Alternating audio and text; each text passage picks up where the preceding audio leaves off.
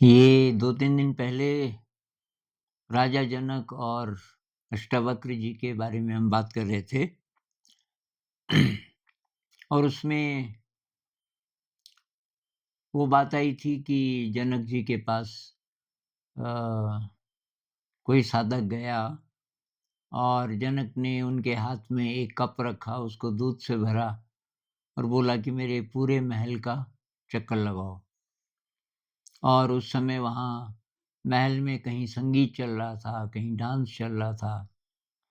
और जिस रास्ते से चक्कर लगाना था वो गार्डन से होते हुए जाता था, तरह-तरह के फूल खिले थे। तो जब वो वापस आ गया, पूरा चक्कर लगा के हथेली पे कप रख के, दूध से भरा। तो जनक जी ने देखा कि दूध तो नहीं गिरा, अटेंशन इसका अच्छा है। तो उन्होंने पूछा कि तुमने फूल देखे, फूलों के रंग देखे?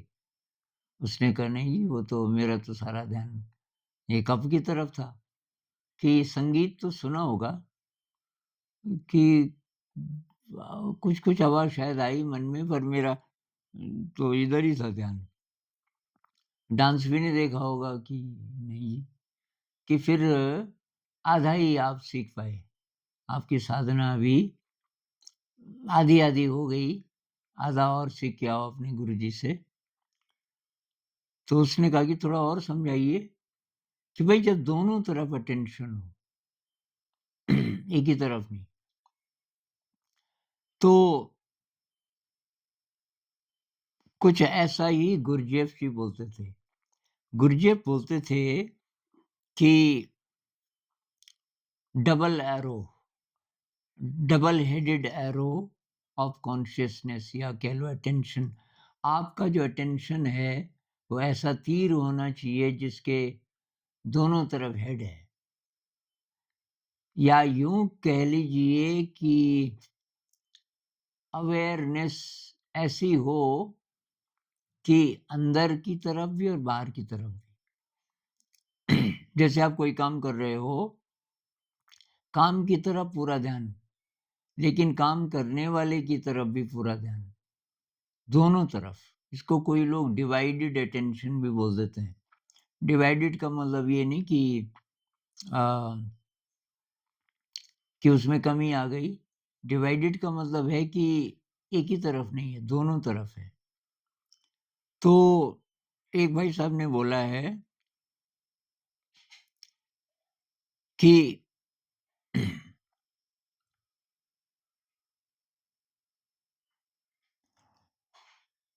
वो कह रहे थे कि मेरी समझ से 2 पक्ष हैं, ये उन्हीं के शब्द हैं। एक तो ये कि एक्सपीरियंस में इतना डूब जाओ कि खुद की आइडेंटिटी डिसॉल्व हो जाए, जैसे कि संगीत में होता है। और दूसरा पक्ष ये है कि कोई भी काम करते समय अवेयरनेस का ध्यान रखो।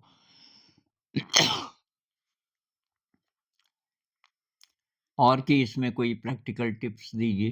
तो टिप तो यही है, इसकी प्रैक्टिस करनी पड़ेगी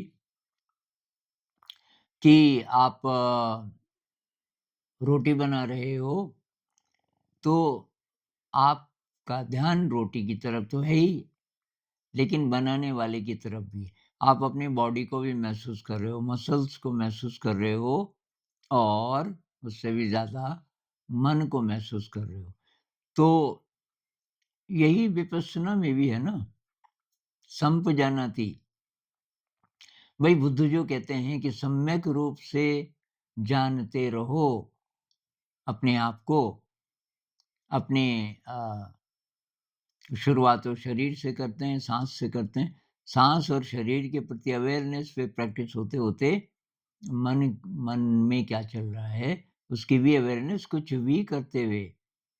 क्षीवरधार्यते संपजानाति, आलोकिते विलोकिते संपजानाति। उस सतिपट्ठान सूत्र में ये सब चीज़ें हैं कि बहुत छोटी-छोटी चीज़ों में कि आप सीधे देख रहे हो कि थोड़ा तिरछा देख रहे हो, तो उस समय आपको पता है।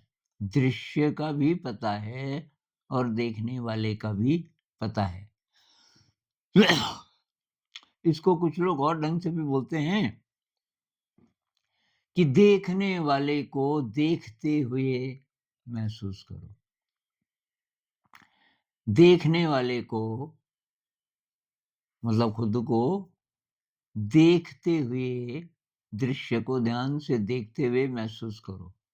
मतलब दृश्य में इसको भी शामिल कर दो। यहाँ से शुरू करो।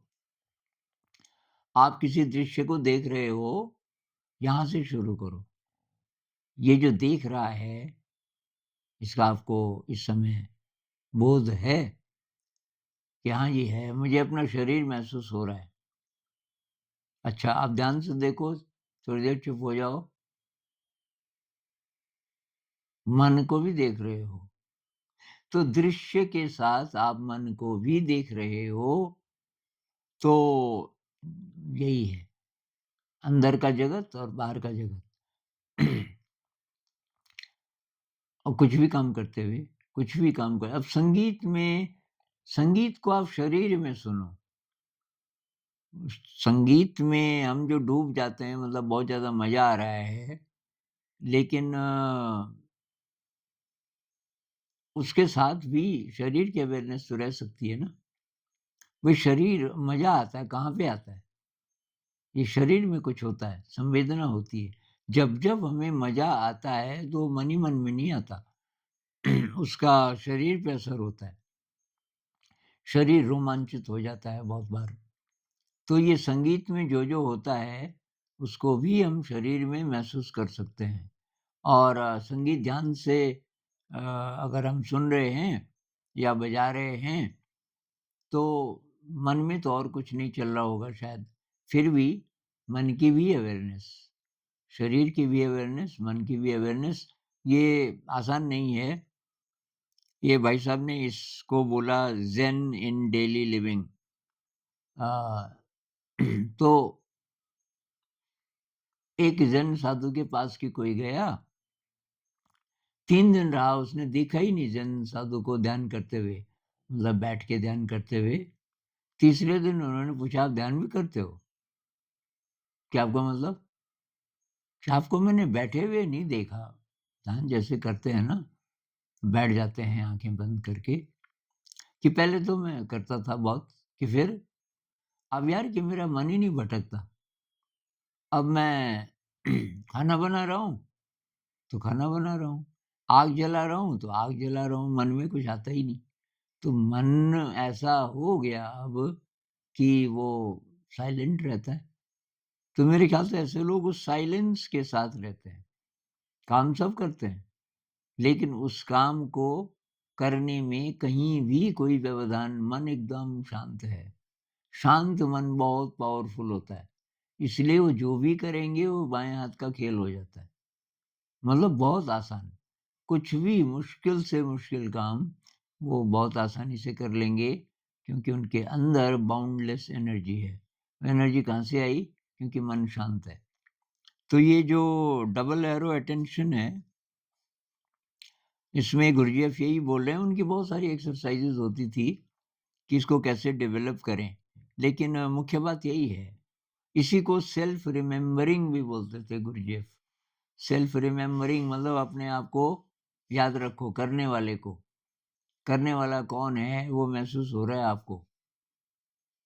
तो इसकी प्रैक्टिस करनी पड़ेगी, और ये आसान तो है नहीं, आसान नहीं है, क्योंकि अगर काम अच्छा लगता है, तो हम काम में इतने खो जाते हैं कि ये करने वाले का होश नहीं रहता ज़्यादा।